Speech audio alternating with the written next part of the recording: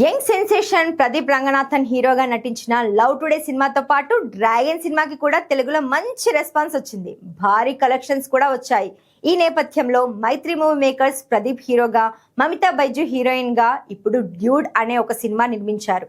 కీర్తి స్వరన్ అనే ఒక కొత్త దర్శకుడు దర్శకత్వం వహించిన ఈ సినిమా తమిళంతో పాటు తెలుగులో కూడా గ్రాండ్ గా రిలీజ్ అయింది. ఇక ఈ సినిమాకు చాలా వరకు పాజిటివ్ రివ్యూస్ రాగా కొంత మిక్స్డ్ రివ్యూస్ కూడా వచ్చాయి.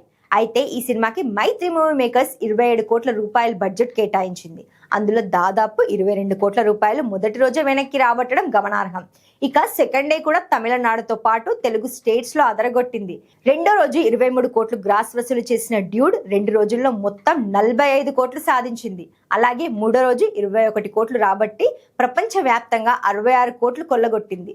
ఇక 4 రోజుల్లో వరల్డ్ వైడ్ గా 83 కోట్లకు పైగా గ్రాస్ వసూలు సాధించిందని మేకర్స్ ప్రకటించారు.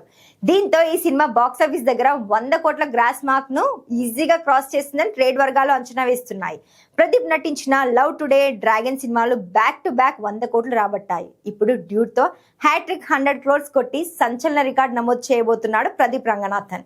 ఏదేమైనా దీపావళి బరిలో రిలీజ్ అయిన మిగతా చిత్రాల పోటీని సైతం ఎదుర్కొని డ్యూడ్ ధీటుగా దూసుకెళ్తుండటం విశేషం.